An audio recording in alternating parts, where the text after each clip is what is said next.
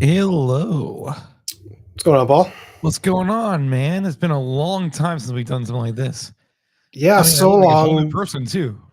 Yeah, you do. You do a lot. It's been so long that the program we use for this live stream completely changed everything on it. So we had to kind of on the last minute fix everything and kind of figure out how to use this again. So yeah, Yeah, yeah, lack of planning on my part, but whatever. it's similar to what it looked like before, just not the functions are a lot different, and we had to update some graphics. So yeah. So yeah, Paul, how you doing? I have been so busy lately between work and I've been shooting a lot of stuff for my friend's YouTube channel for his film lab and editing it, and I'm trying to stay away, keep up with my channel. I think I have like 4 or 5 products I'm still supposed to review. I haven't done videos on. I'm trying to get them all done before we obviously I have the ZV-E10 II on order as well. So I'm really hoping I ordered it like right when it hit uh 10 o'clock or right when it went on pre-order. So I think I was like maybe a minute or two late, but I got mine ordered. I got the kit lens black body. How about you? I ordered the exact same thing. Kit lens, black body. Currently, and now I have a different loaner from Sony that I'm using right now. So I'm using the white Sony ZV-E10 Mark II with the like silver kit lens, which is kind of cool. Yeah. Honestly, when I got this thing back, I'm almost kind of regretting not getting the white one because this thing's pretty cool. Really? I know in the long run I'll probably like having not like having the white one. So Well, white one not to probably. get too ahead of myself, but the white one could be a good thing too, especially if you're filming in the sun because this thing overheats like no it doesn't. No it doesn't. That's we'll get to that later, but that's definitely a topic that we want to discuss today is the overheating issues with the camera. I'm really getting tired of everyone just immediately jumping to overheating issues with cameras because every camera can overheat, regardless of what it is, what it has. It's all going to depend on factors, issues, how you use it. And everyone always tries to rate these things with like 4K 60. Is it going to overheat after an hour? It's like, well, if you're shooting for an hour in 4K 60, you're using the wrong camera. You need to use a more professional camera because you're just, I don't know. Plus, I don't know who We'll needs get to to shoot that later. 4K 60 for an hour anyway. You Yeah. doing like an hour of straight slow motion? I mean, come on, man. Yeah. I mean, I get it for like basketball and stuff where you want to have the ability to slow stuff down when you need it. But if you're shooting an hour or 2 hours of basketball in 4K 60, you should probably just using an FX3 or an A7S3 or something that's more in the professional like realm. So, because that's what you get when you pay for those other things is more professional options and 4K 120 and whatever. But Right. so we're currently shooting on the A7S. Sorry, we're currently shooting on the Sony ZV-E10 Mark II. I can show you guys in a sec because I have 2 cameras hooked up right now. Um, I tested this camera like a week ago, Paul, Yeah. where I came on here. I didn't publish it live, but we ran it as a live stream. Oh, I that's right. got I got to like 4 hours on this camera worth without any heat warnings or anything like that. I made a video I put up on like Instagram and like a YouTube short. If you get to 4 hours on a live stream camera without any issues, it's a good camera. Period. Period. That was in 4K 30. I don't know if it runs like 8-bit or 10-bit when you're in live streaming because you plug it in, you go to the live stream USB hookup, and it streams. That's what's super nice about these cameras now is that you don't have to screw around with imaging edge and making your computer read your thing as a webcam. You plug it in and it works. That's the best part. But a lot of Uh, people are saying, that it overheats easier with that USB mode plugged in. If you want to get longer life, don't use a USB-C mode. So I was really shocked on your yeah, results. You can get into I it. was a little shocked too because I know that with the ZVE1, it definitely got a little warmer with the USB plugged in instead of going like a 4K capture card. So I let this camera go. I pretty much was here the whole time so that it would still get autofocus eye tracking because that's going to wear the battery down, make the camera want to get hotter. And then I just decided I'm going to go to bed. I'm going to come back tomorrow. We're going to see if the camera's still going. So I got to 16 and a half hours on this camera, and I just like, I got to go to work. I'm just going to unplug it at this point because it gets warm, but it never gets hot. It never overheated. It never turned off.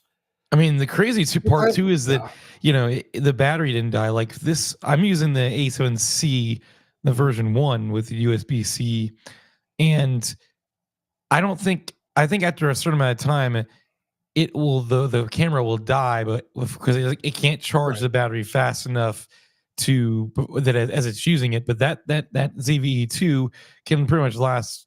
It seems Yeah, like forever. I was very surprised by that because after 4 hours, it went from 78% to like 77%.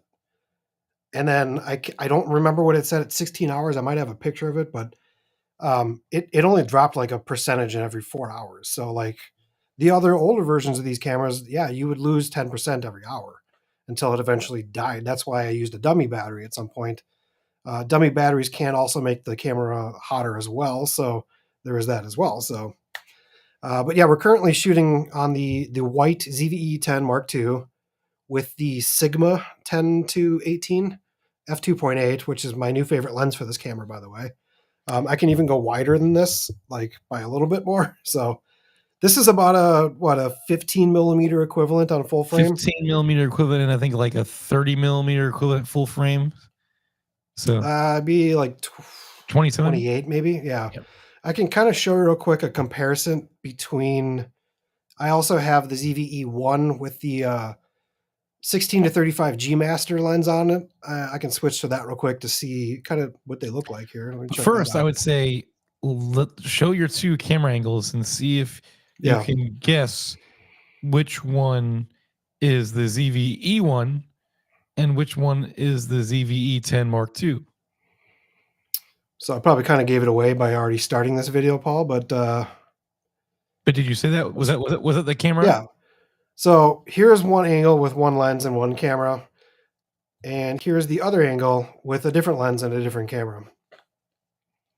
Both I know right now, I think our stream might only be streaming in 1080, or it looks like actually 720. So I think we have to update something, Paul, on this program because I thought we were supposed to be streaming in at least 1080 here. But so you might not tell a big difference in quality when it's streaming in lower quality, but on my side, they look almost exactly the same. One has a little more bokeh maybe.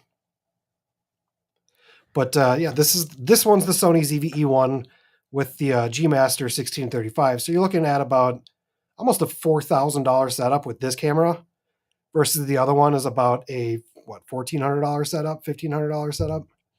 So, but let me quick grab this camera and we'll view the Sony ZV-E10. So currently using the Sony ZV-E10 Mark II with the Sigma 10 to 18. And you're streaming with the Sony mic. Yep, I'm streaming with this microphone right on top of the camera, not using an external mic. I have it set to record with that specific microphone, so hopefully that worked when I switched the camera. It stayed on that microphone. I don't know.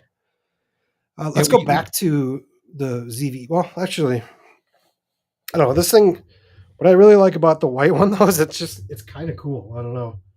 So yeah, I'm going just straight USB in. I have just the regular battery in here, nothing special. It does come with the this one comes with the white windscreen, which is kind of fun. The only reason I would not want to get the white one, I think, Paul, would be. Oh, you probably didn't hear anything I just said because I was on the microphone. I can hear you. Sorry. Bit, yeah. Okay. So the reason I probably wouldn't necessarily get the white one for myself is that this thing would be like black in like a week. It would get really dirty really quick, I think, for me. So, but yeah, I do like this camera a lot. I got to use this thing now since mid June, maybe. I had the black one first when I went to San Diego. I shot on that for 2 solid days in about 90-degree weather. Once again, no overheating issues on that. But most content creators, you're going to be taking 3-4 minute clips at a time. You're not filming long periods of time. So if you're doing like travel vlogs and vlogging and stuff, you're always going to be shooting small clips. That's just kind of how it goes, unless you're shooting like a wedding or something like that. But I mean, at that point, if you're shooting a wedding, once again, you should be using probably more professional equipment for that. That is a little bit more trusted for that. So we got a comment here, and if you guys are in the comments, you have any questions about the camera or anything, just shoot us the comment, or if you just want to say hi, that's cool too. Ricardo E said both cameras overheat if someone is shooting 4K. I don't know what he means by both cameras. Maybe he means the Mark I and Mark II. It's shooting 4K. I mean, you can get overheat if you're shooting 4K 60. Yeah. I will say that, you know,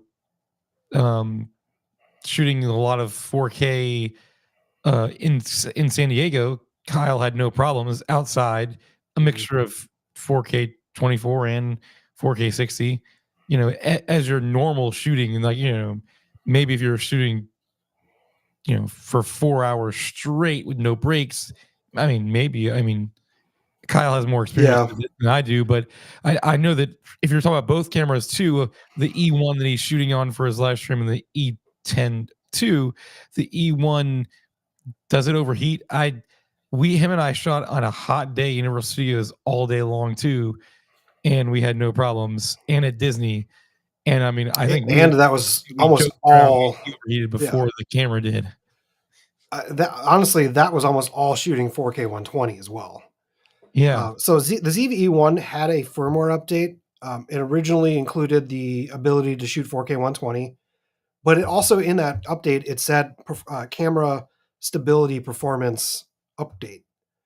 And that, I'm pretty sure, was Sony's way of fixing the overheating issue with that camera. I even when I did like the overheating test with that like fan thing from Ulanzi, I couldn't get the camera to overheat to begin with in almost any mode. It almost died on the battery in every mode. So I think whatever fix they did like help that camera a lot. I was expecting this camera to possibly overheat when we were shooting in San Diego, being really hot, and it's a really small compact body. Like Paul, once you get this camera, you'll see it's a small body. It's just like the old ZV-1, which I have. I have the old one right here. It's a small little camera. I mean, that's what's really kind of nice about this camera is it's really compact. You're not putting a lot of attention to yourself. I'm really excited to try, because you know I've been shooting a lot of Disney lately, and Yeah. I'm really excited to take it with me to Disney and just try it out, and Yeah. also take some photos with it, even though it doesn't have that mechanical shutter anymore. But I don't know. Let me switch my audio real quick, Paul. 1 sec here. I love small compact cameras. I've been so tempted to sell my A7S III and just get the E1, just for the fact that I love small. I love my A7C. I just, you know, I like my video quality at my A7S III better.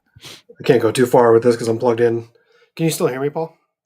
I can, but you can also switch to the Omni mode or whatever if you wanted to. I just switched it to the mic that's on the ZV-E1. So yeah, I mean, like both of these cameras are pretty darn similar. I'd say the new one is definitely a little thicker, The grip, and the grip is a lot better. Like when you put that when you put the Z battery inside of this camera, it makes a huge difference for the like ergonomics of the grip as well. So that's and nice. what cameras? What is it? You have the ZV-1. Is that what you're saying? In your other hand? This is the ZV-E10 Mark I. Oh, the E10. I didn't. So this is the original ZV-E10. Where'd you get? Did you buy that? I've had this for a while, Paul. And then the ZV-E1 is what this is okay. I'm going to switch this back to the E10. Let's switch this back. Let's run this whole thing through this. Okay, now we're back to that. Lots of switching. Let me switch that mic back too.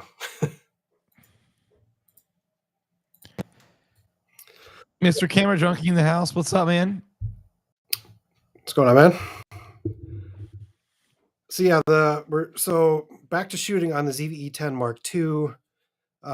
What I like about the grip on this one is that it's got like little dots all over the grip that like this old one that they used to have wasn't really anything. It was not even rubbery. The dots kind of went inward.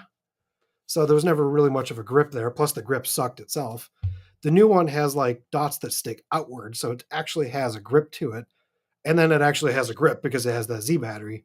Now, when I compared this to the ZV-E1, between where the camera body starts and where the grip ends, it's actually more substantial than the ZV-E1 even. So I think you're going to get by with this camera without having to want to go get that like silicone cage that Small Rig will no doubt probably put out for this camera.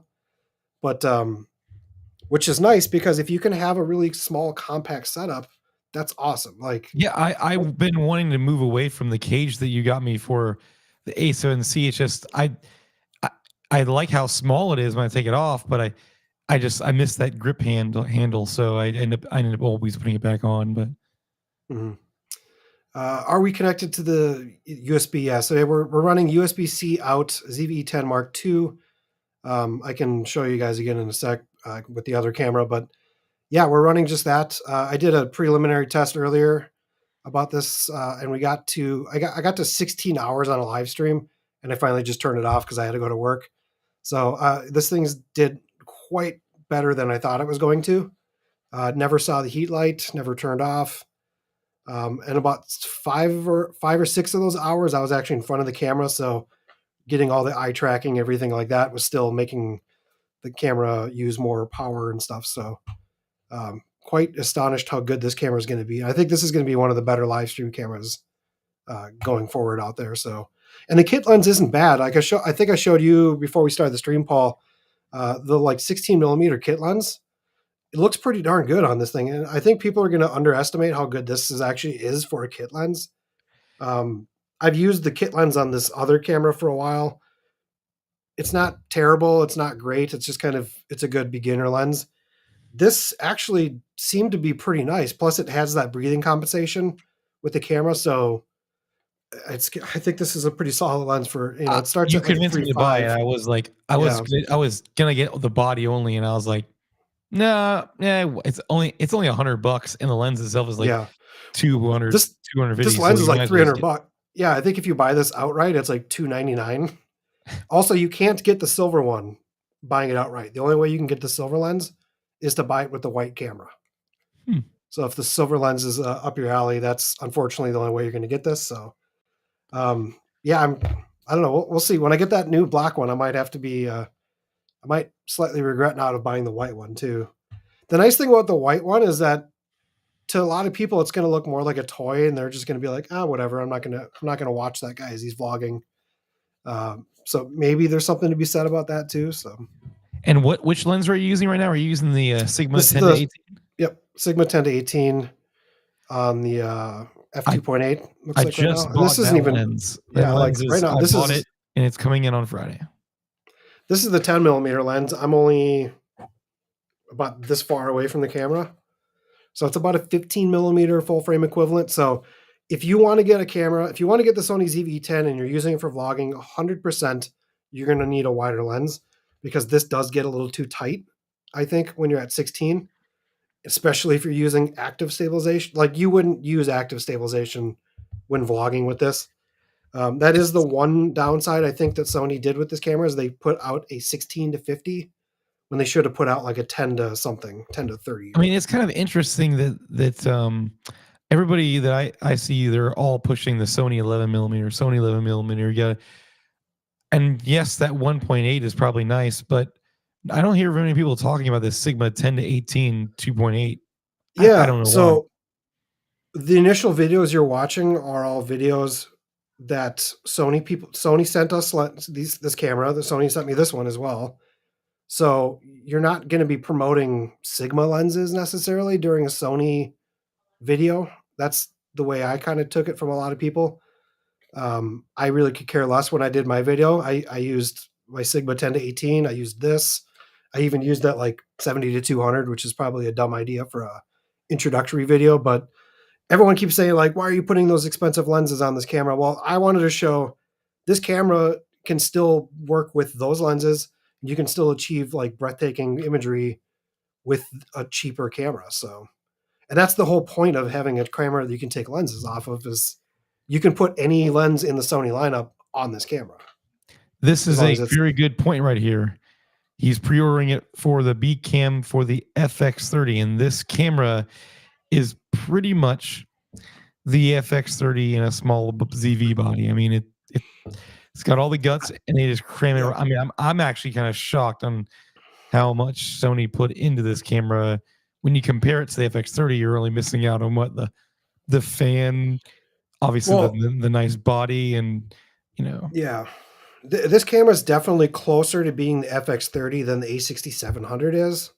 The A6700 has the mechanical shutter. It has the shutter wheel on the front of the camera. It has some different features that this camera doesn't have or the FX30 has. This is going to be more along the lines of like a cheaper FX30 because it has the electronic shutter.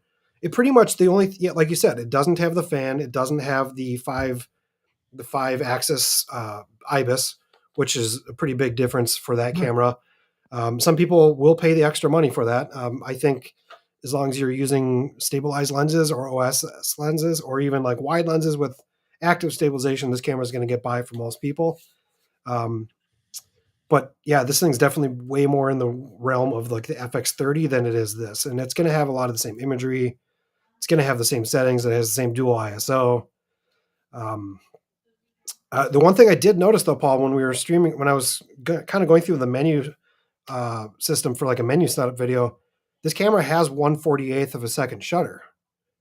So it actually does have that new correct like 180-degree shutter. I mean, it doesn't have a shutter angle necessarily, but if you're shooting in one like 24 frames per second, you can actually shoot in 1/48th instead of 1/50th to get the actual correct frame rate and shutter speed. So it's kind of cool. Yeah, I think that's really cool. I like I said, I'm excited to get it, and you know, we'll see. There's been a lot of people doing content on it right now, and it'll be interesting to see what happens when people Yeah. actually get the camera in their hands and get to mess with the camera. I know that we talked about this briefly, but um, you know, for coming me, I use the CF Express A just because I won one of those cards last year at NAB, and this doesn't have that, but and the cool thing is, I think, is that you can do everything with V60 cards, right? Yep. So you don't need That is V90 that cards. is that is definitely so. I have like a bunch of V60 cards that I've literally just kept on my desk because I don't use them anymore. Unless I'm only shooting photography, I'm like, I want to use 4K 120. I have to leave those on my desk and only use the V90s. Well, I bought a 256 gigabyte V60 card for this, and it was cheap. It was like half the price of what 128 gig like V90 even costs. So Yeah, and that's going to having be a that nice thing. Is 256 is just so nice. I've been spoiled. The CF Express card that I got is a 320, and I feel like I never have to ever worry about running out of space on that card. I feel like I just use it forever, and then dump my footage, and then wipe it out, and then I'm starting all back over again, and never get any mhm, you've run out of memory. So having that 256 on that card with that camera, I feel like you would never have any yeah. issues at all. I'm not 100% sure about the FX30. I don't remember if that one has the AI chip with planes, trains, animals, butterflies, insects, all that stuff for autofocus. I can't I remember if that does or not. I don't Um, believe it does. so having that separate processor for that AI chip is nice if you are shooting a lot of content with stuff like bugs and trains and cars. Because right now, this camera you get human, bird, and eye, and that's both photo and video, and S and Q, which is really nice.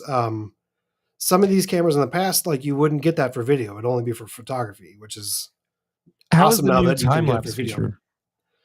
Time lapse is same as the other one. It's just so there's time lapse and there's S and Q.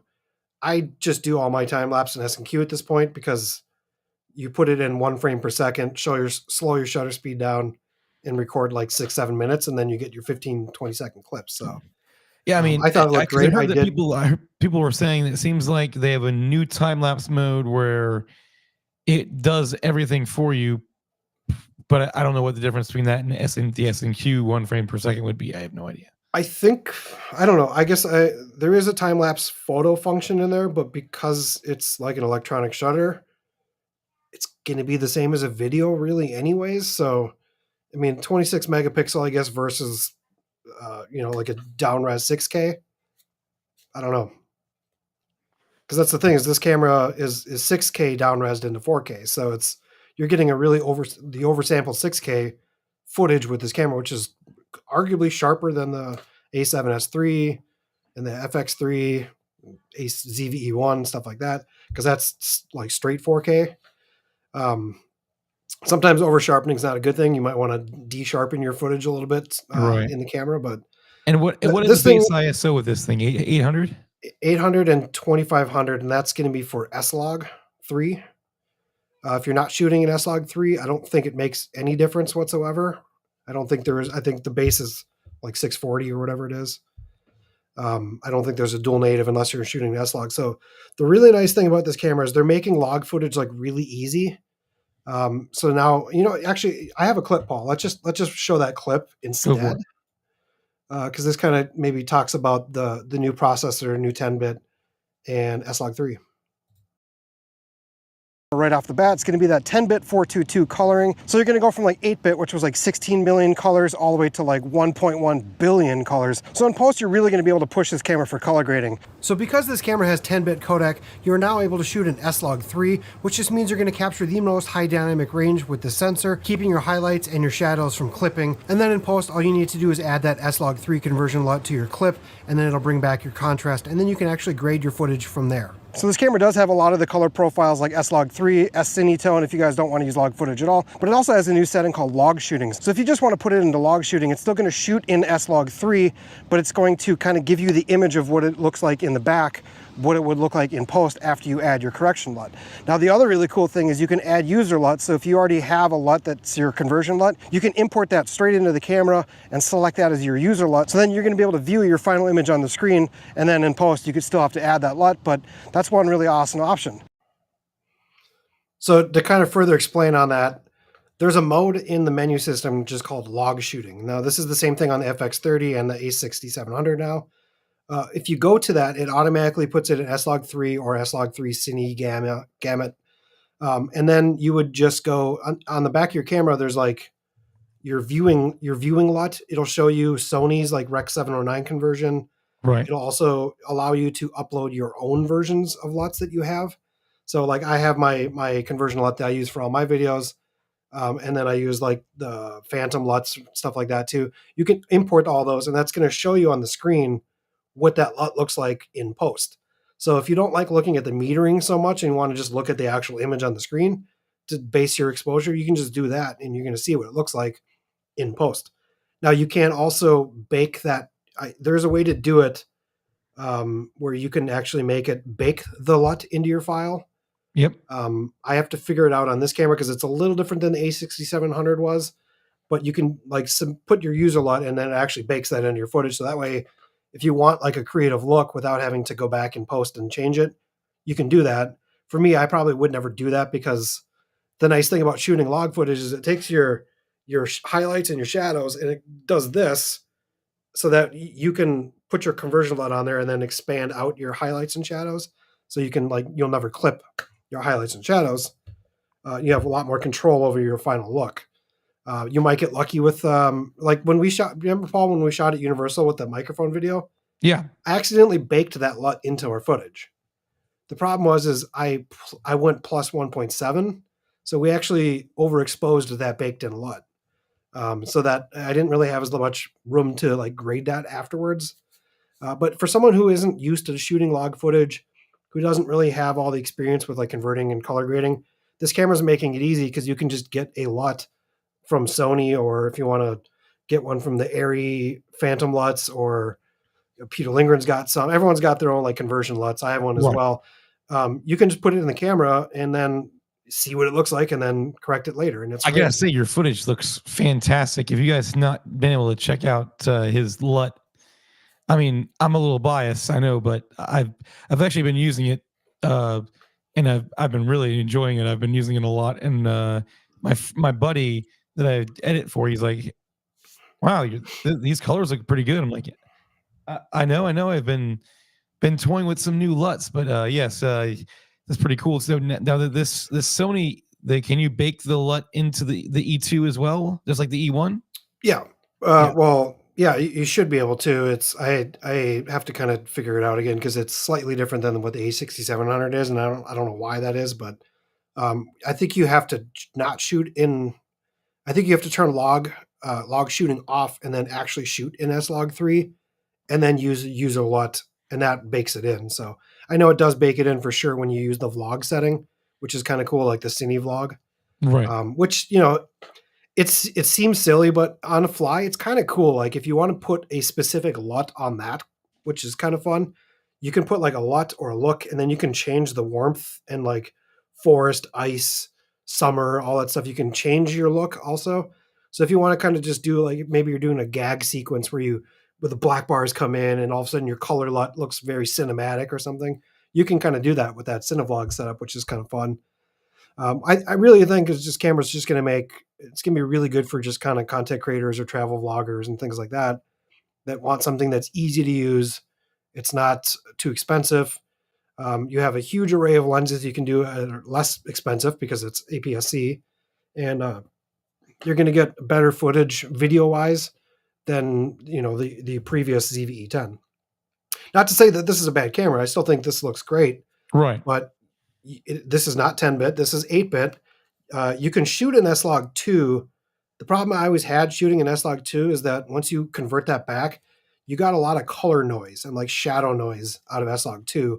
So I always just shot in standard on this camera and then made my own look afterwards. So that's what I didn't like about that. But this thing now, uh, because you have S-Log3 in the 10-bit, you have a huge amount of high dynamic range where you can make your highlights and your shadows kind of not clip basically. So like this camera, you would sometimes have overexposed backgrounds because you didn't have that extra 3 stops of dynamic range. So which is Yeah, cool.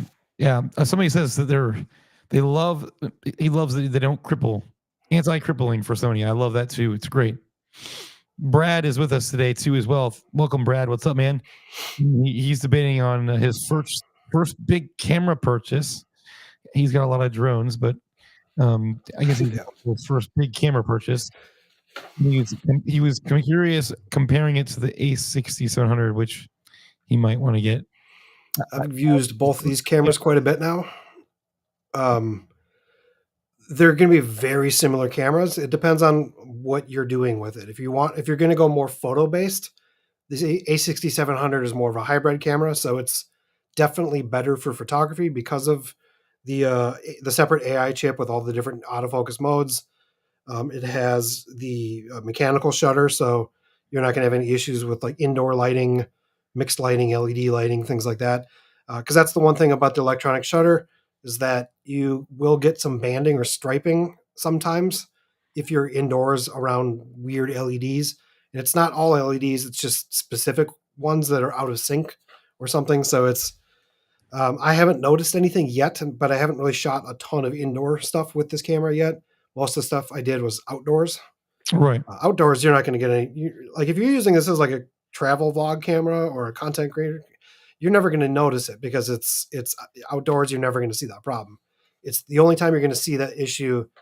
Sometimes would be indoors around LED lights, kind of like how video does it sometimes on the old previous cameras. But if you want to spend the extra money, you're going to get IBIS, which to some people is going to be worth it. You're going to get better photography, and you're going to get that better AI chip. And then that camera, I think that camera does have the thing where you can like it crops automatically so that you can like walk around the room and like the sensor will Oh, follow you. The the auto cropping feature. yeah, I've had that now it on does two because it cameras. has the AI chip. Yeah, I've never used it really. It's always something that you're like, oh, you can use it, but then I never seem to do it. So Yeah, City depends on it. Johnson just put out a video today saying he like loves that's like a feature he loves using. But If I we, had if I had like $1,400, I think that's what that camera costs versus $1,000. For me, that would be worth it because I do a lot more photography as well. I do But as if your well. budget is $1,000, like you can't beat this camera for $1,000. That's insane still for this camera for what the features you're getting. So Is dual native ISO available? Yes, right. We already talked about that. It's like 800 and what? they'll never say it's actually dual native, but yes, it does. It's 800 and 2500. Which is kind of nice because sometimes, like on the A7S III, we would jump up to 12,800 and then Yep. just like roll up your aperture or shutter speed because sometimes something's just a little too dark. But then when you go up to the 2800 or 12,800, sometimes you have to use an ND filter, and it's too much sometimes. But having that 2500 is actually a nice step because it's only a few stops up, and Right. and it cleans up. So now once you get past like 6400, it does get a little noisy again. But being a smaller sensor camera, that's kind of be expected. So ZV-E10 II seems simpler overall. That's why, yeah, this is a really like the first thing. So when they sent us the camera, I got the camera before I even had our briefing with it. So like I had no idea what was going to be in this camera. I opened it up and I just immediately started going through all the settings and was just like, I can't believe they got all these different things in here. They didn't tell us a price point at that point yet, so it was. I thought maybe it was gonna be like $900 to $1,000, so that's where it ended up coming in as $1,000. But yeah, just seeing all the stuff it has, it kind of made me mad that I have a $4,000 camera behind me that doesn't actually have some of these features. So it's pretty crazy. I like having the stuff on the sides of the screens, so you can just use the actual screen itself to control a lot of the functions. And if you shoot a lot of vertical content, having Yep. that menus automatically flip with the screen when you turn it sideways is pretty nice. Yeah, it's nice. It's something right. Like now that I have it on this, it's cool. Before I didn't really care because that's just what it was. And half the time you can see your stuff anyways. But yeah, I like having the ability to instead of like reaching behind the camera and like searching for the function button, I can just swipe up on the screen and it brings up the function menu. That is really awesome. You can hit the record button, zoom, like all the cool things right on the top of on the screen. So that's something that we need in the future Sony cameras for sure. Absolutely, yes. I like having the zoom rocker, which I don't think it works on a live stream, but oh no, it does. So this is just cropping in on the sensor, and you get an extra 1.5 crop. So now you're down to about 3K probably, or 3.5K from that 6K. But this just doubles your focal range on whatever lens you're using. I can only imagine. Like one of the things I want to use with this camera is since I do have a lot of other full frame camera lenses, I really want to try that 28 to 200 at Disney with this camera setup, Mhm. and I'm just curious on how it'll all play. I mean, it's pretty good range there with 300, right, for Yeah, just using APS-C. Then if you do another 1.5, I mean, exactly. Yep. Yeah, it's subtle how little difference when you crop in even more on that. I mean, like you do lose resolution, but you're still in about 3K, so it still looks good. And yeah, you can make that 300 lens into a 450 or something like, or not that. What would it be? Yeah, it'd be like 450 millimeter lens. I mean, right. you're definitely going to want a tripod for something like that, but Oh yeah, yeah. um, yeah, the FX3 has the same thing with the zoom rocker. So yeah, it's nice. I'm just overall, I really liked this camera. I think it was a massive upgrade for Sony. I think it's came a long way since this camera, which is already a good camera. And The the only big thing thing is with the this is, batteries too. I mean, the yeah, battery alone was a huge upgrade just for that. You know. see when this camera got initially announced, not this camera, when the ZV-E10 got initially announced, everyone already has like their negative connotations about something. Anytime something new seems to come out, you immediately get certain channels that only talk about the overheating and not actually go out and film anything for real, which is kind of like degrading a little bit of their video. I think when it's like instead of spending 20 minutes talking about overheating and never showing a single clip using the camera, go out and use the camera. That's why I spent my money to go down to San Diego, and I was like, I'm going to go film some really awesome stuff and do what most people would do with this camera. If it works doing that, then it's going to be a great camera. If I went down there and it had sucked and it was overheating all the time, I probably would not have. I would definitely not have pre-ordered this camera. So this thing is going to work for everything that I would ever do with it, anyway. So, um, but what I was saying before though is I got a lot of comments right away, like, "Oh, the battery's not a big deal. I can just change batteries and put a few in my bag." Yeah, you can do that, but that sucks. Having these Z batteries is so nice to be able to shoot on like one battery in a day. like sometimes 1.5. I was there for 2 days and I went through a battery and a half. Like, there's nothing better about having a camera where the battery doesn't die like instantly. Like this thing, you get like 20 minutes out of it, and it's like you're fumbling around your backpack, you're in the middle of a video or street photography or something, and you're digging for a battery. That sucks. I don't want to bring 17 batteries with me on a trip. So This is a good question. Are the photos good enough for semi prosumer cases? So I like to edit my photos. So I shoot everything raw. Specifically for this video that I did recently with it, I had to shoot JPEGs because this camera does not support RAW files yet.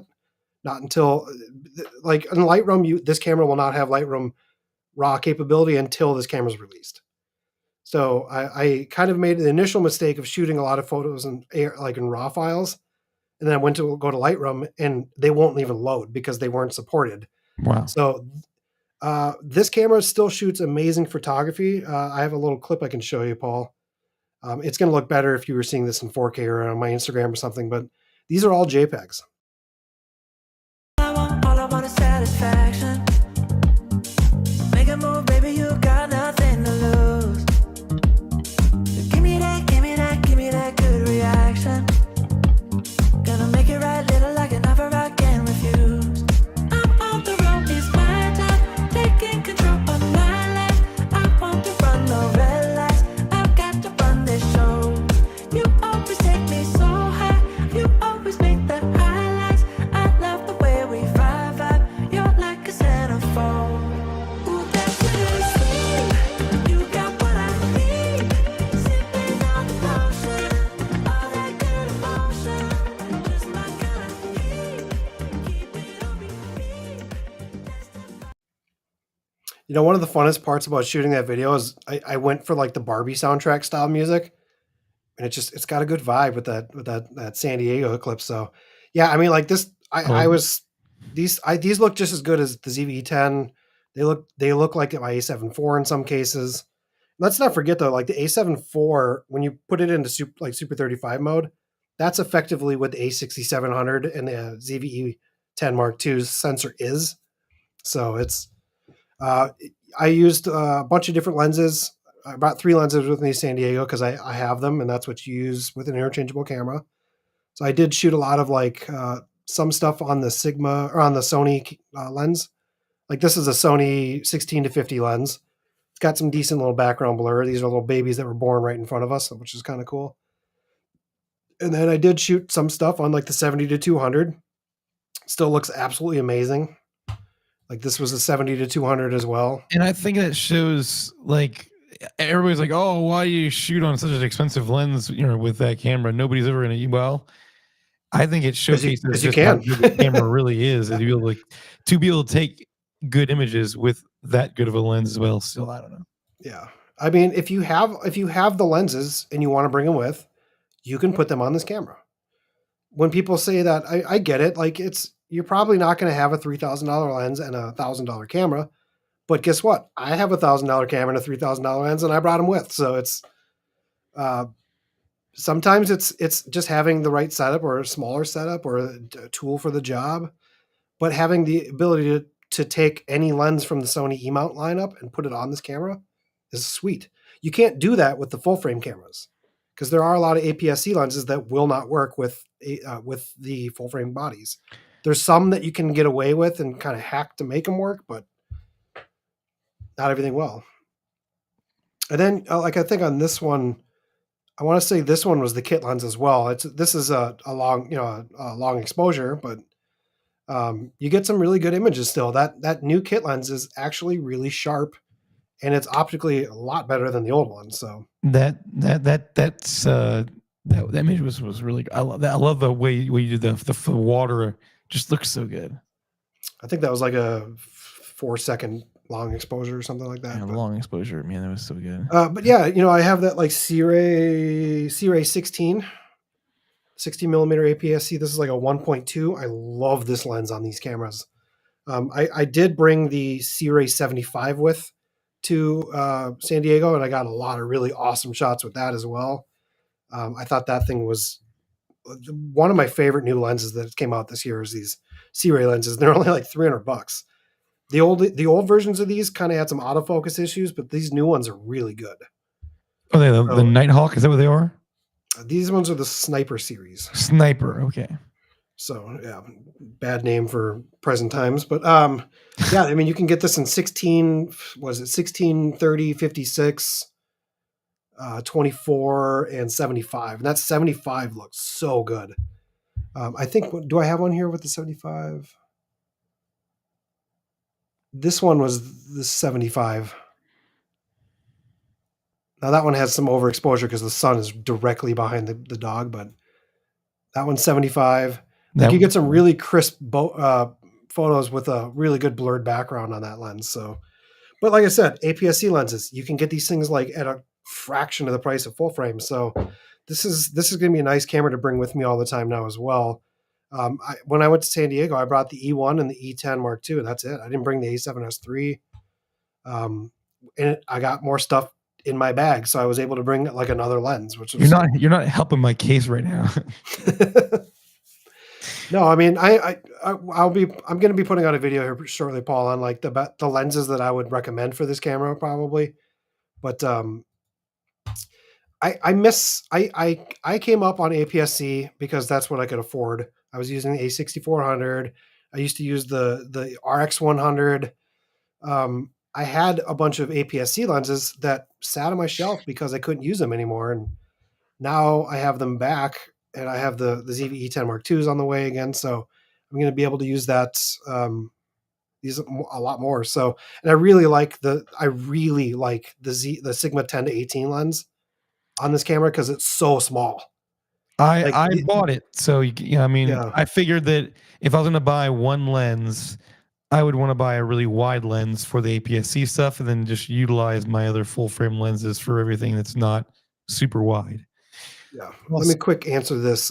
Does this camera not shoot RAW? It does shoot RAW, but presently you can't use those files until the camera's released because Lightroom doesn't have, they might now, I haven't checked yet, but they didn't have the patch for this camera at that time. And that's because Sony doesn't share that this camera is coming out until the day it's announced. So, so for this video, I had to shoot JPEGs, and that allows you to push them just so far in Lightroom. But I had to shoot JPEGs because at that time the RAW files won't show up in Lightroom.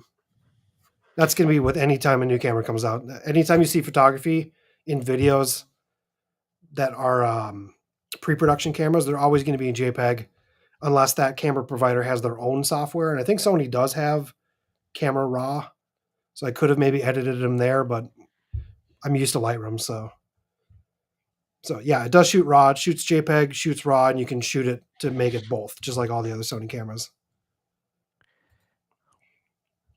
Let's see here.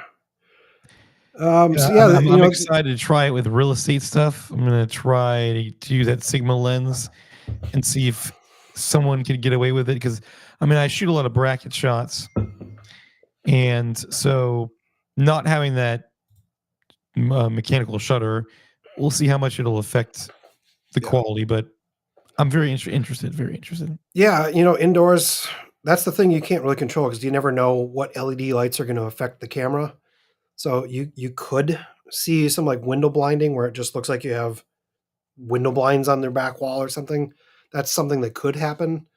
If you're really worried about that, then like save the money and just go to the A6700 or the FX30.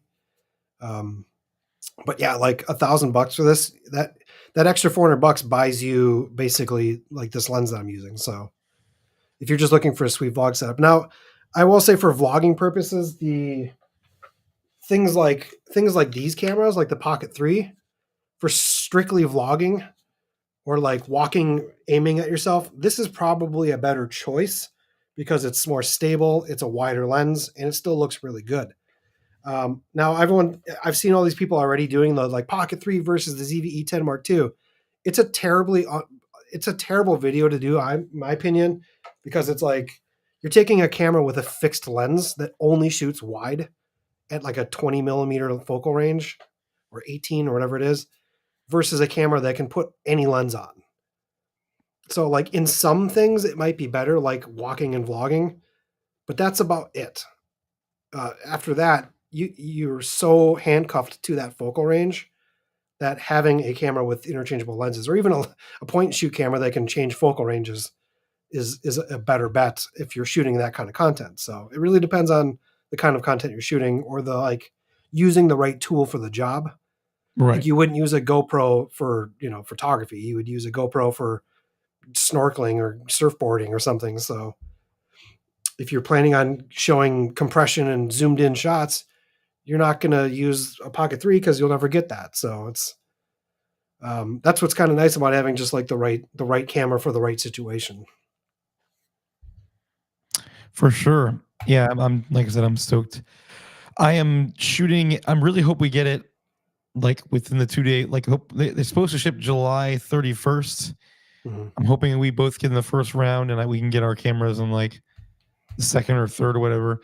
On the 7th, I'm actually supposed to be shooting like an event for my work. They always do every year, like a big training event. And instead of me having to go train an IT crowd of a bunch of nerds, they allow me to walk around the entire school and shoot photos of the entire event, so they have something to remember it by or whatever. So I'm really excited. I would love to bring that camera and try it out there. Mm-hmm. So You're getting that. You probably will get that Sigma lens before that even too. So the Sigma lens is actually going to get here on Friday, so nice. I'll have it. I went ahead and bought it because we both noticed that the lens went up in price. It went up. It was $599 and now it's raised to $650. Amazon still has it for $599 because it's Amazon says they're giving a $50 coupon right now. So that's why it's $599 still on Amazon. I think it's because of the amount of back orders they got for the Sony ZV-E10 Mark II, and that's like the best wide angle lens for this camera. I think they're getting more demand for it, and I think they raised the prices, or I think they took the sale off, is what they did. Good. So yeah, I mean, once they did that, I was like, all right, I definitely got to get this now, because I was like waiting. I was trying to find a good deal on the open box between like I knew I had a few weeks. So I've been just been eyeing open box B&H like every single day for it, and I haven't been able to find it. And then I went on yesterday, and it was up in price. I was like, no, like I was like, ah. And then you showed me Amazon, so I quickly went to B&H's website and sent them the link and said, will you price match? They said, yes, but you got to buy it before midnight. I'm like, that's fairly fine. So I bought it last night, and nice. The lens is on its way. So kind of before I answer this question, what I like about the Sigma 10 to 18 and this camera is you're getting about the same focal range as like my A7S III or ZV-E1 with the G Master lens, which is that huge lens that's the size of like this big freaking tall boy. That you normally have to kind of have some. It's kind of heavy when you're holding that thing out far, and now it's like this little tiny camera with this little compact lens. So I like it a lot. Like this is technically more of like a 615 to 28, but it's such a great lens. I was using the f4 Sony lens before. Now, the one thing I will say about that lens that I do like is it has OSS. So if you want to use the standard stabilization on this camera, so this camera has no stabilization, standard stabilization, and active stabilization. Standard only shows up if you're using a camera a lens that's stabilized. So it's whether it's a Tamron vibration control or the Sony OSS, those only work with that. That's an old lens. It's got a lot of distortion to it, and it's an f4. This is now an f2.8. It doesn't have a lot of distortion. You can see it's got some bending right here at the top, but this is a much better setup, and it's not terribly expensive. So now, if you're looking for a good overall lens, it kind of depends on what you're shooting. Obviously it's going to be a zoom lens because you're going to want something that's versatile. The three lenses that I really like on this camera is the 10 to 18, which we're shooting on right now, because you can, like, here's my vlog angle right here. Like, it's plenty wide. The 18 to 50 Sigma lens is really good. It's really sharp. It's really fast at autofocusing. It's not terribly expensive. I think that one's like $450 or something. That's a really solid lens, but like I said, 18 to 50, so it's a shorter focal range. It's going to be more like your I kit know that lens. Tamron has one that's the same range, and it Yep, has Tamron about is well, yeah, it's the 17 to 70. That is probably your biggest range, so it's pretty wide. Vlogging wise, you can get away with it if you're using like a selfie stick, and then that 70 is like it's a very nice focal range all the way to 70. It is a more expensive lens though. I think that one is like $700, $800. I think it was like 650. So you might almost at that point want to start looking at like the full frame Sigma and Tamron lenses at that point, because you can get similar focal ranges for about the same price, and then that's going to also work on full frame cameras later too. So, but yeah, it really depends on the kind of stuff you're shooting. So, if you had this lens and like one more of the other ones, like the 17 to 70, that would be also really nice too. So, I still want the dang 270 to 200 now that ever since we've been using yours and we shot some of the photos. Yeah, that it just looks so good. the 70 to 200 lens is my favorite lens that I own by a long ways. There's just something that's like magical about that lens, that everything always looks good through it. In fact, I could probably take an A6000 camera, like old 20-year-old camera, and still make things look great through that too. Just that lens has got such a nice fall off with the background, and it like cuts you out completely. Some lenses that are like 2.8s or 1.4s, you'll get like this much of your face in focus, and then everything else blurs behind you, even including your shoulders. But this thing, it's tack sharp all the way around your body, and then the background separated. That lens just does something cool about that. So I'm going to switch back over to the E1, Paul, just so I can kind of show the other camera real quick here. And this is my A7C. Okay, so now we're back on this one, right? Yeah. Okay, so we're on the E1. So the ZV-E10 Mark II, the other really cool thing, they still put that digital hot shoe on there, so you can use like the Sony M1 or B1M. You can also use that new kit from like DJI with that adapter or digital hot shoe adapter. I don't even know what they call that. I've been loving that thing. Yeah, I really do love that. You can use that Godox system, which is like what, $99 or something like that, $120. 140. Yeah. The thing with, if you guys go back and watch a couple of my videos, I actually did shoot a couple of the videos on the Sony ZV-E10 prior to the camera being released. I did my Godox video with this camera, and I did, what's the other one? I did some of the B-roll or some of the A topics or talking head on the C-ray lenses. Sorry. I'm trying to think what's the last couple of videos I did, or maybe it was the gimbal video. I forget which one it was, but yeah, Oh, and also by the way, too, I haven't really talked about this because I haven't done a video. That Ulanzi like hiking tripod, Paul. Do you know which one I'm talking about? Yes. There's like a Ulanzi tripod where you can take all the poles off and hike with them. Yep. The top base that you get is this cool thing, which is like my new favorite tabletop desktop like camera holder, which is perfect for this kind of stuff. Plus you can just like quick release it right off the thing too, which is kind of cool. It's funny. So, but yeah, what have we been shooting on this thing now for an hour? The camera's still going, no overheating, no warnings.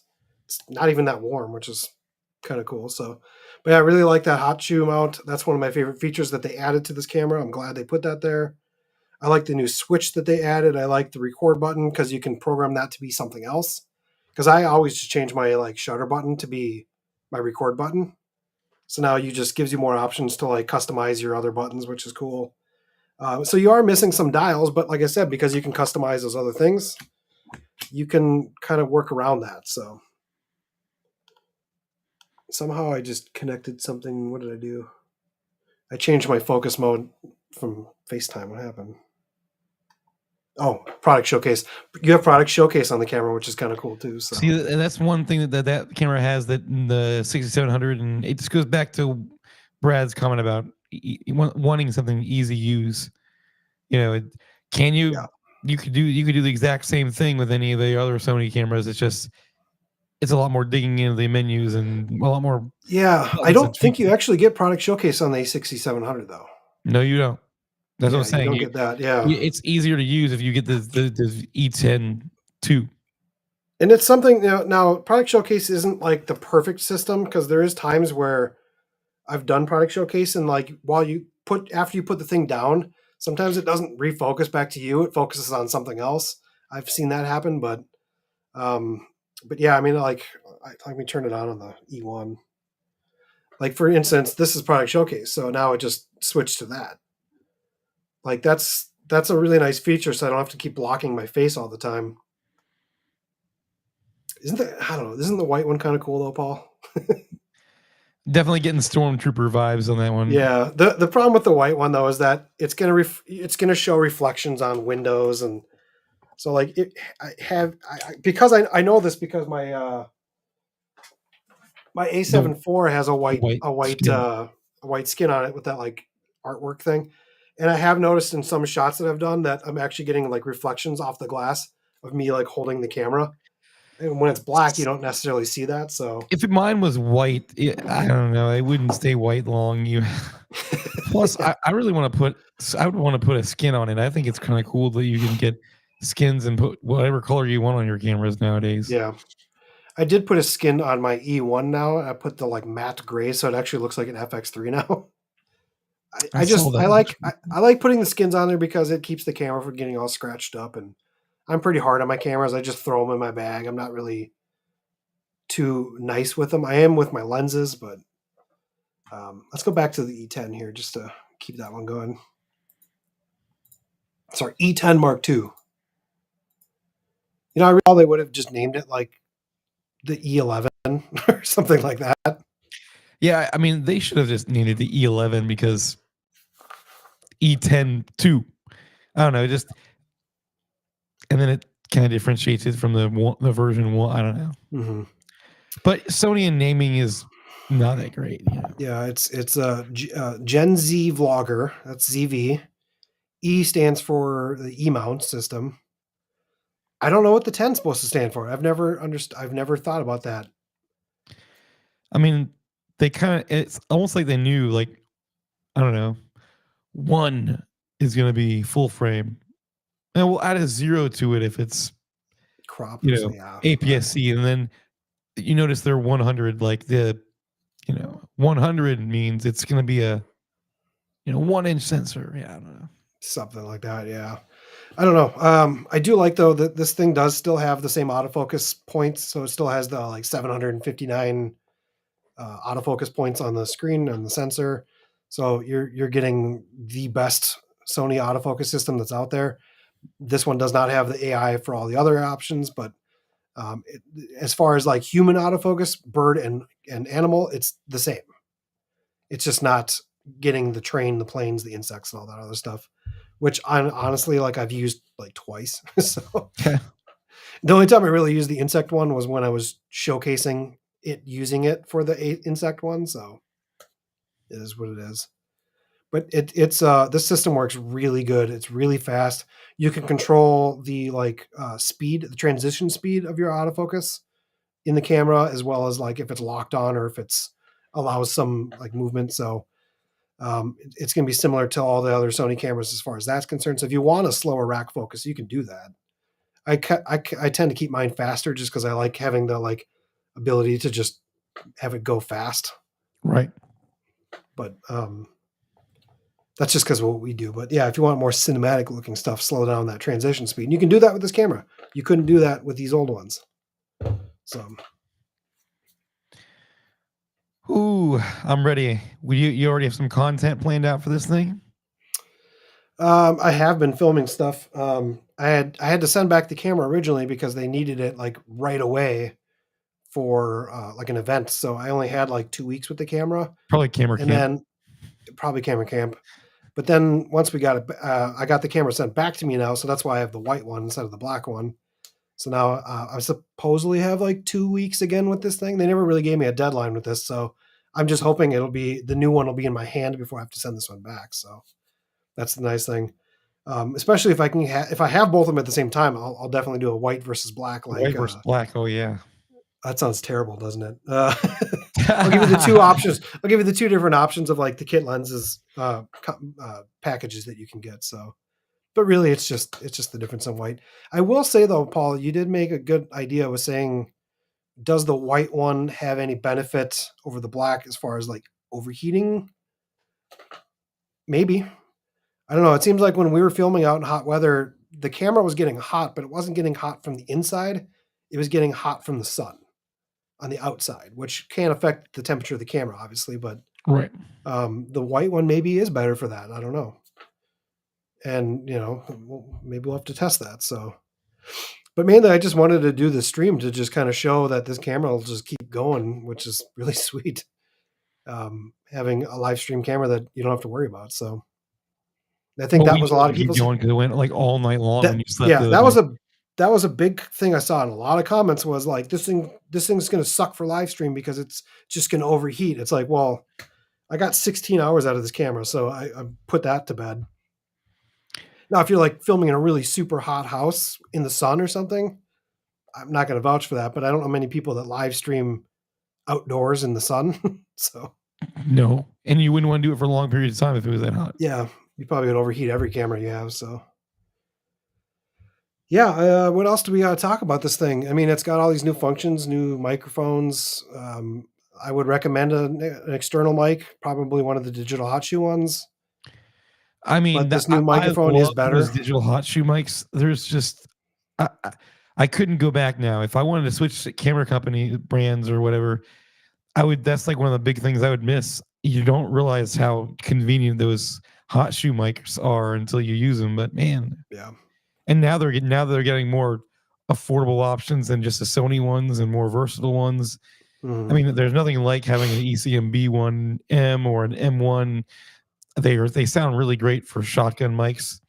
It's the auto gain feature. It's the auto gain. The auto volume where I just don't have to think about it. I mean, even in my studio, I got the K3M with a regular XLR mic. I use the Rode NT-G5, and I leave that thing on auto, and I just roll that thing over, plug my camera up, and press record. I don't worry about levels because I know that it's going to be fine.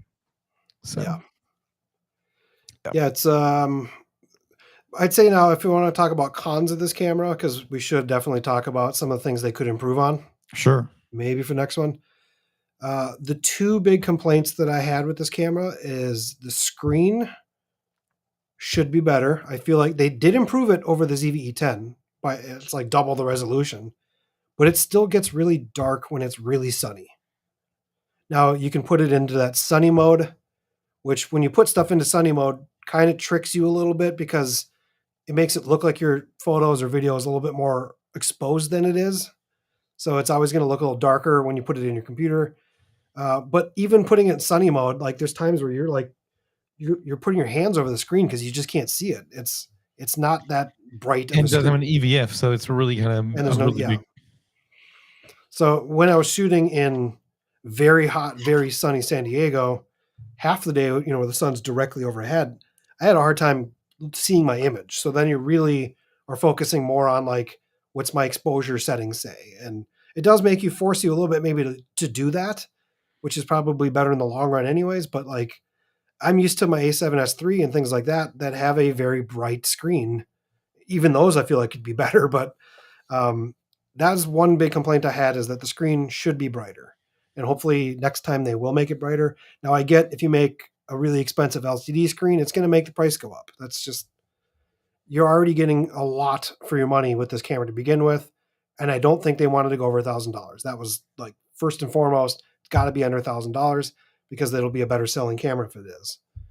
Now my other complaint with it would be, what was I guess mechanical shutter maybe. Like I said, I like having a mechanical shutter, but so far the photos I've seen, it's not really hindering anything with it. So now if I was shooting indoors, that could be a different story maybe, but. What about not having IBIS? Not having IBIS. Yeah. So yeah, sorry. Thanks for getting that back. The active stabilization still works. It's improved over the old ZV-E10, but it's a 33% crop, I think is what they said. It's less of a crop than this was, but not by much. It's a bigger crop than it is on the FX30 and the A6700, because I think the A6700 is like 14% crop and the other one's like a 20%. This one's like a 33. So the times you would use active stabilization is like walking around with a camera. Well, you can't vlog with specifically the kit lens in active stabilization because it makes it look like you're like this. I mean, it's too zoomed in. Now, if you're using the 10 to 18, yeah, it'll work fine. But there is times where if you take like a really hard step, you'll almost see like a little blur for like a split second in the footage where the camera's trying to do some kind of heavy lifting.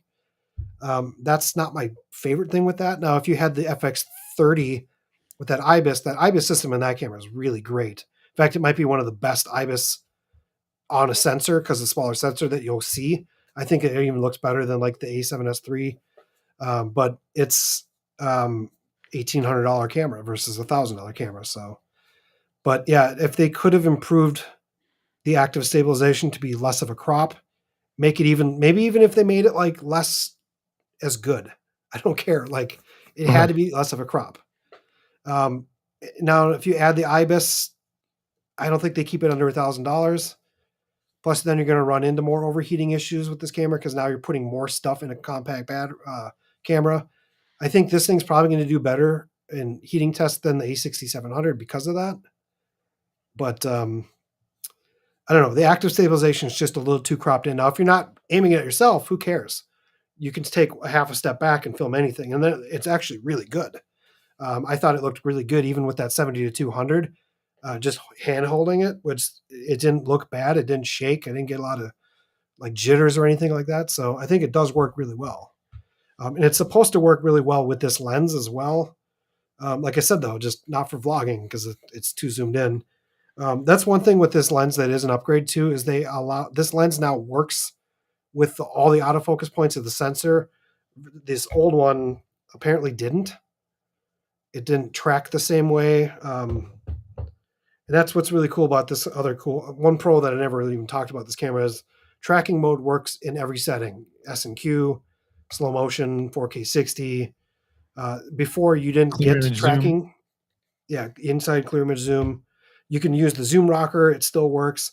And the other cameras, if you pushed in with the zoom rocker, you lost tracking. You lost face and eye track like altogether. So that's a huge advantage. So like overall, though, this camera is going to be probably I would guess this will be the best selling camera they have by far. Once people stop hearing all the YouTubers complain about how it isn't to their A7 IV or A7S III, because let's face it, most people who are reviewing this camera have very expensive cameras and they're comparing it to that because that's what they're used to seeing. So they're like, oh, this thing doesn't do this. It's like, well, it's not going to. It's $1,000 camera. But if you would have given me this camera, I paid like $1,200 for my A6400 when I bought that thing. This camera is so much better than that thing. And I think it's cheaper. $800 on my first camera, and it was the Panasonic G85, and the autofocus was terrible. If this thing was out, then I really wanted the A6500. I just couldn't afford it because I think at the time the cheapest Sony camera was like $1,500. Yeah, and you could literally put this camera with like a secondary lens and like a little sling or like a fanny pack. It's small. It's that's what I like about it. I really wish this something. If you want a nomadic. I wish this camera would have been out like 7-10 years ago because starting our like travel channel that I used to have where it was half of it was iPhone footage. Some of it was like a first Mark I RX100. It never looked great. I would not go back and watch those videos now because they sounded and looked bad. But like you're going to have a hard time not getting a good image on this camera, especially if you shoot in log footage, which is a lot easier now to deal with than it was before. So plus all the cool modes. Yeah. I'm not trying to make this video sound like a infomercial or anything. I have the ability to know what this camera's like because I'm still using it. And I think a lot of people just have a lot of questions about this camera still. So, yeah, I mean, I've had a lot of questions. He's educated me. So I feel like when I get mine, I'm going to like know a lot more than I should know. But, Paul, the hardest thing about this camera was keeping it secret from you. because Sony when and their you, ND, when he's I had to wait. I was not informed about this at all.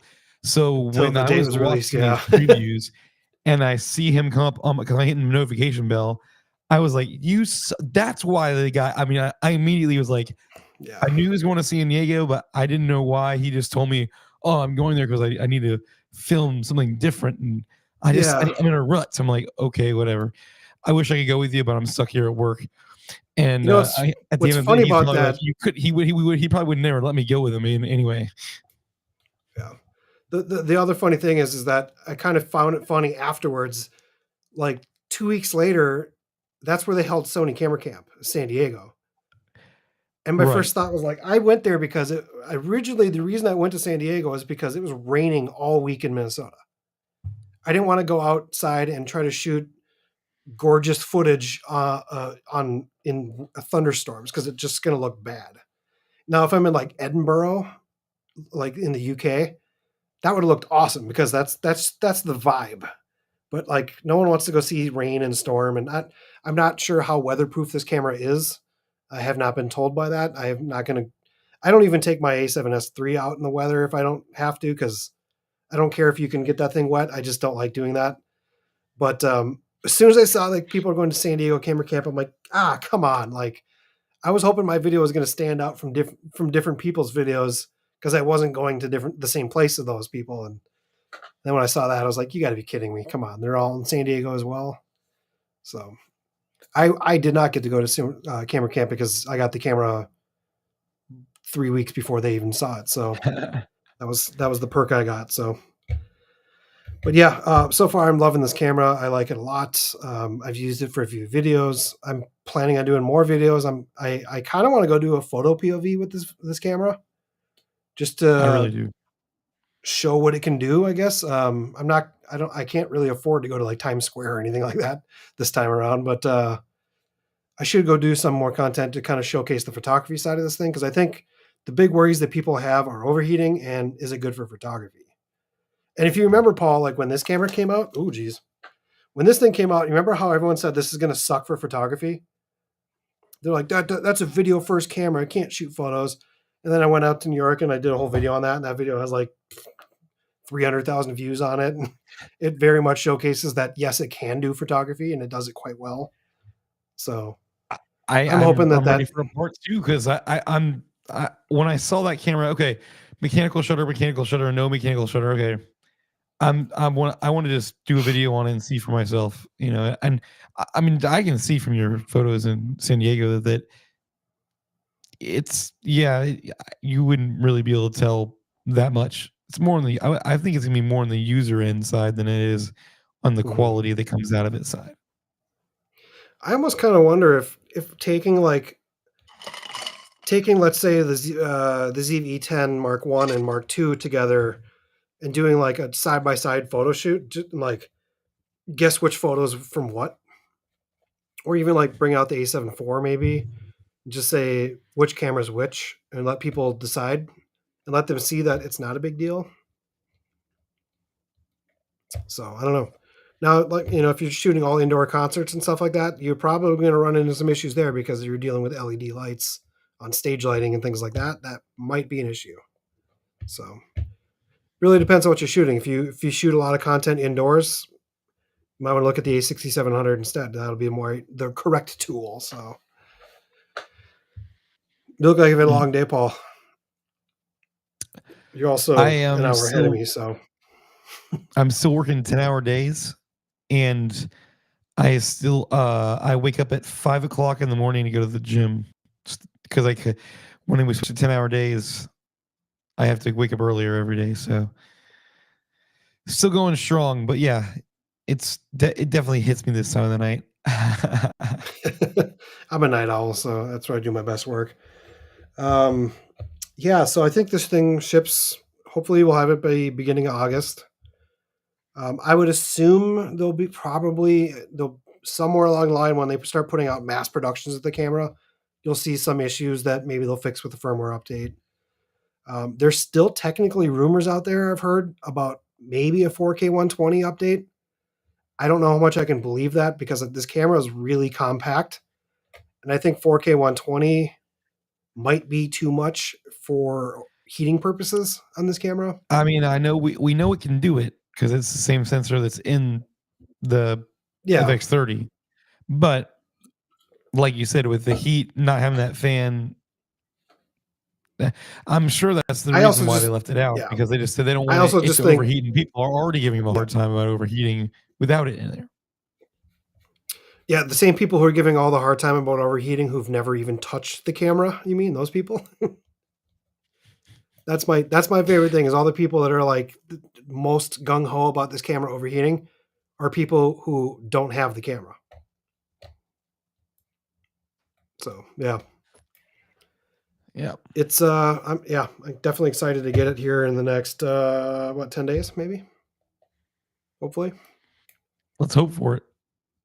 Yeah, I have like a whole week off coming up in August, so it'll be perfect timing for me to go shoot some content. You do.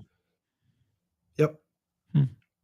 I'm going to be a little bit more broke after paying $1,000 for the camera, so I'm not necessarily going to be able to go anywhere cool, but I'll have more time to go shoot a lot more content with it. So, This is my first time spending money out of my YouTube fund, and I think I complete between the Sigma lens and the camera body, I completely wiped it all. So I wipe my budget like all the stuff I have here. Like I don't know if what people think about channels. I know a lot of people get free stuff, and I still do get some free stuff, but usually it's things that I did want and was going to buy anyways, or B, it's stuff I'm going to do a video on and then probably give it away to someone or something like that. So, but most of the stuff I purchased myself, and that all comes from affiliate links and ad revenue and things like that. So I don't really save a lot of my money. I literally just put it right back into the channel, buying new stuff. Like I just had to go out and buy this whole thing and the Pocket 3. That was another $1,000 or more for all that. And so yeah, same thing. Plus, like going to San Diego for a couple of days, that was about $900. So I like to spend my money so I can make more content for people who want to watch gear reviews and see how things are. So it's not all, I'm not sitting in my mansion with my Ferrari in the garage yet, Paul. I'll just say it that way. So yeah, nowhere close. So yeah. Wow. Yeah, I wish. Plus, I still have my full time job.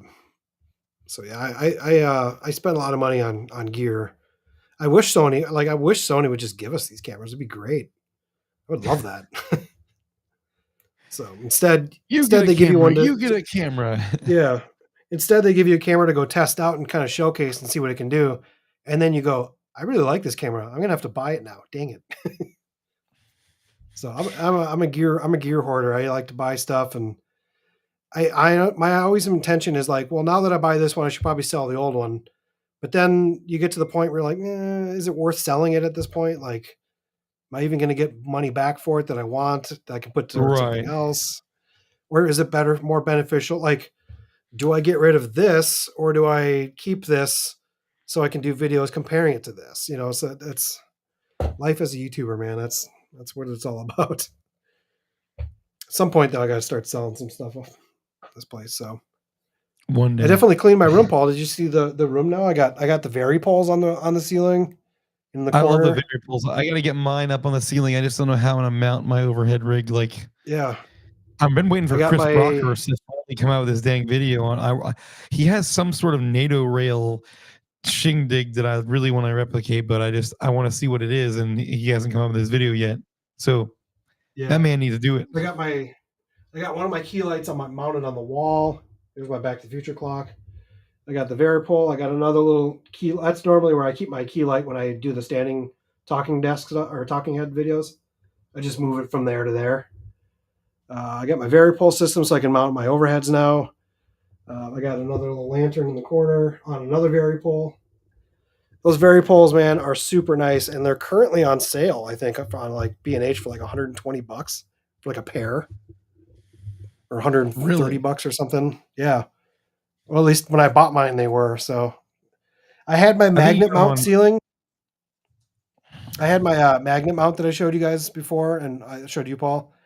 Yeah. Unfortunately, it finally came out of the ceiling because I wasn't into a stud, and my anchor just didn't hold as well as I wanted it to. So, in the meantime, no more magnet mounts unless I can mount it into a stud. Mm.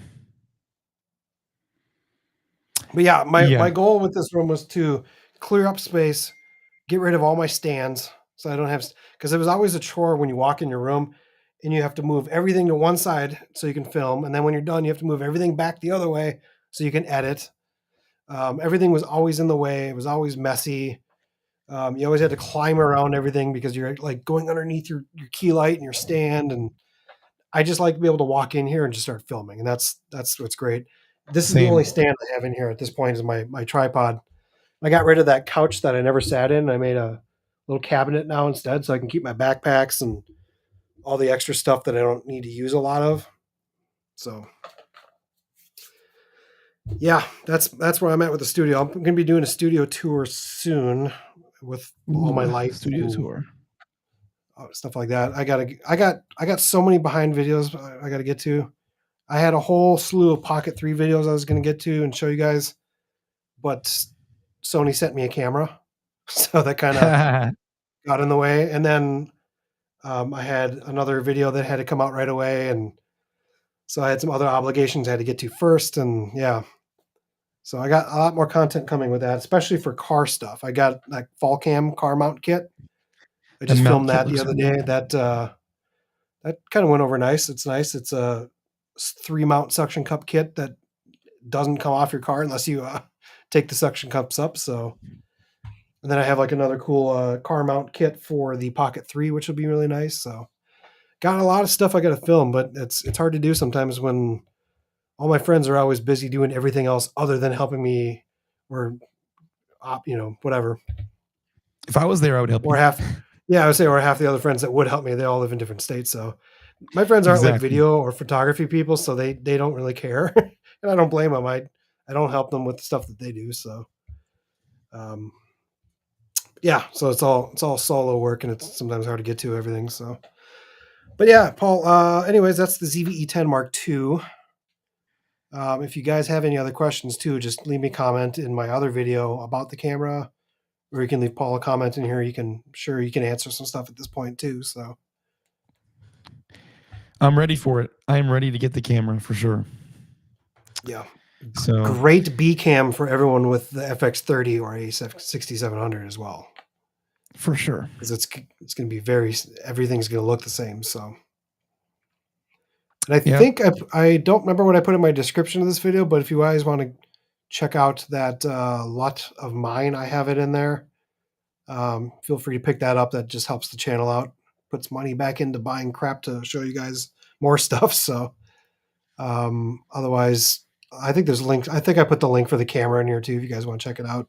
Check out all the specs firsthand if you want to read all that. So, but yeah. We'll have to do more of these, Paul. It's been too long. It's been like a year since we live streamed, so we forgot how to do it. people are going to think you're someone else. You're like 100 pounds lighter. I'm trying to stay.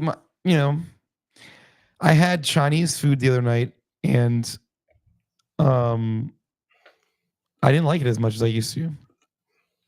So I'm very much used to my ways now, and I'm kind of into a new habit. So you saw me eating that ice. I sometimes eat 2 of those. I actually, when we get off this live stream, I'm probably going to go eat another one because they're only like 100 something calories, and I'm making myself. So I don't know. Go get it, Paul. But yeah. So once you get that other camera though, you said you had some plans to go shoot some like Disney content.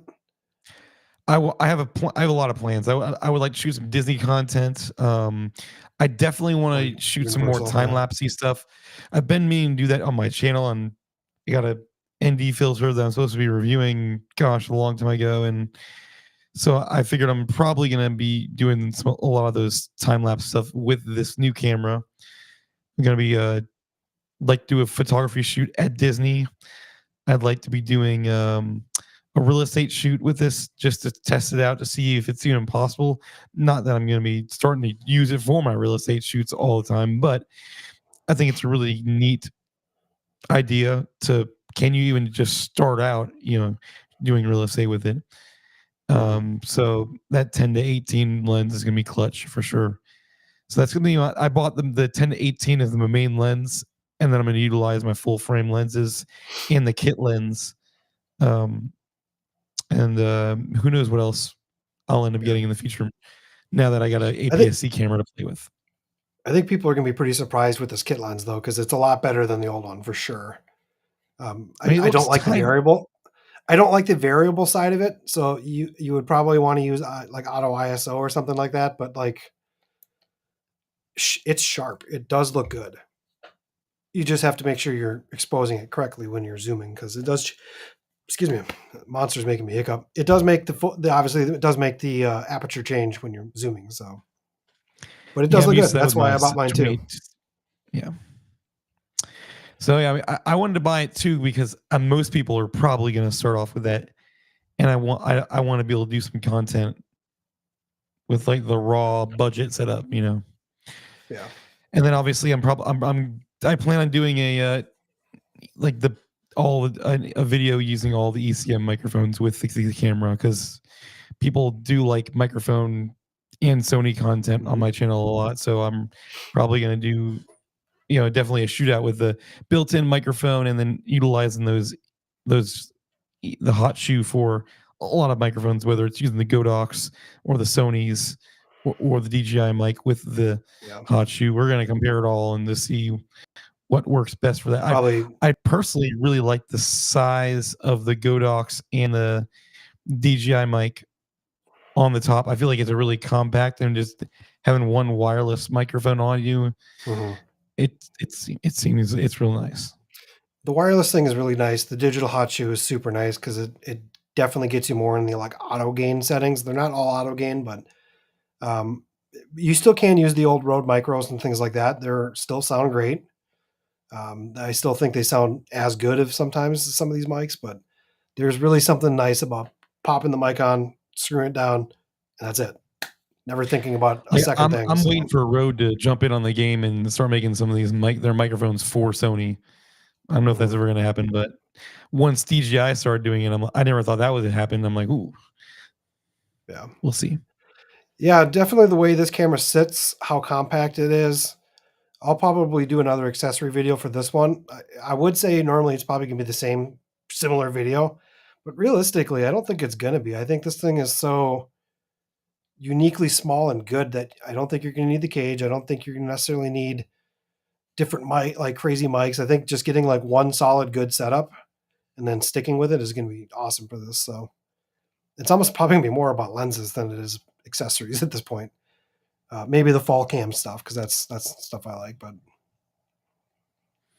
simplified camera. I'm excited. Really so good. Everybody got to stay tuned for both these channels, and you never know, we might have a crazy team up again. If we can make it happen, we'll do it. So yeah. So Paul, we're at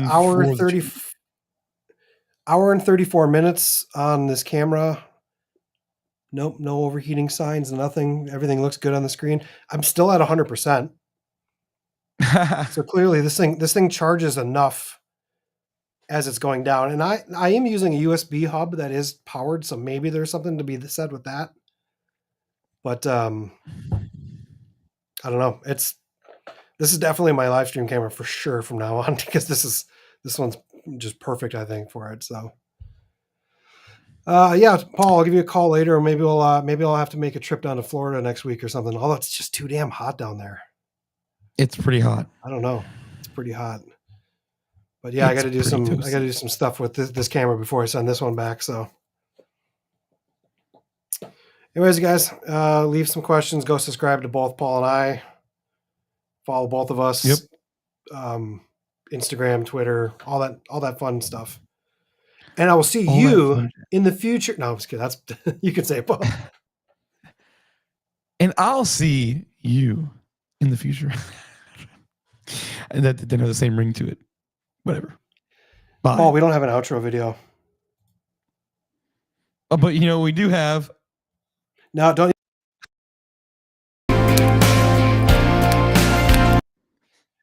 You don't have rights for that song anymore, Paul. Oh, shoot. That's Epidemic You're Sound. right. You don't have that anymore, so don't use that video. You're right. I can't play that. So we Oh. will see you guys on the next one, and we'll just go to one of these. I don't know how to do any of this stuff on this old one.